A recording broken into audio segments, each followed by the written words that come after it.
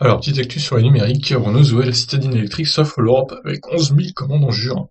Habituée à la première place du baromètre mensuel des véhicules électriques en France, la nouvelle Zoé cartonne aussi en Europe. La firme Losange a enregistré en juin plus de 11 000 commandes sur le vieux continent et 10 944 immatriculations. Ah bah c'est pas mal, hein. Il n'y a pas qu'en France qu'elle marche bien finalement. Malgré ses 12 ans d'existence, un restylage et une autonomie augmentée significativement, la Zoé reste la reine des podiums, surtout en France, où elle occupe systématiquement la place de numéro 1. D'ailleurs, elle vient d'atteindre les 100 000 exemplaires produits depuis son lancement, tandis qu'au premier trimestre 2020, 17 650 Zoé ont été fabriqués. Alors, bah tiens, il y a les tableaux là, on va découvrir ça directement. Donc, Europe. Alors le chiffre 23, j'imagine que c'est le nombre de pays qui ont été comptabilisés en Europe, et global 53, je pense que ça doit être ça. Donc la Zoé, première devant la Model 3, les deux, hein, largement en tête, 2 fois plus de ventes que la e-Golf. La e-Golf qui est quand même troisième. Peugeot i208, Nissan Leaf 2, Audi e-tron, Hyundai Kona, BMW i3, Kia Niro, Volkswagen Up. Alors mettez bien les noms, hein, les gars, à moins que... Ah non, ça doit être les versions thermiques du coup. Et d'ailleurs la Golf, je me demande si c'est pas... Ah non, Electric Cars, c'est bien précisé Electric Cars, donc ils n'ont pas fait attention au nom là, hein. C'est e-Up, Kia e-Niro, Hyundai Kona électrique, bon, Nissan Leaf, on sait tout ce que c'est électrique. Voilà, donc petite erreur dans ce tableau. Et tiens, en global, évidemment, la modèle 3 qui cartonne, c'est assez impressionnant.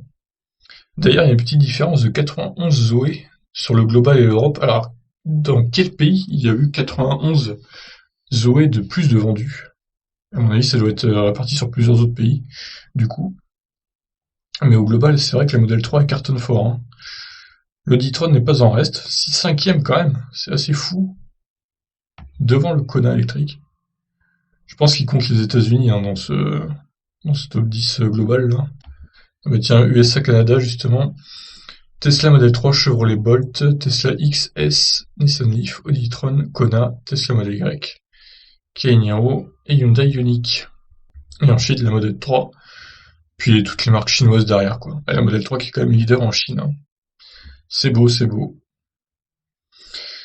Donc voilà, le succès de la Renault Zoé au niveau européen est d'autant plus remarquable au vu de l'état actuel du secteur automobile en dépit de la paralysie mondiale de l'économie et du confinement, le secteur automobile est reparti de plus belle en mai.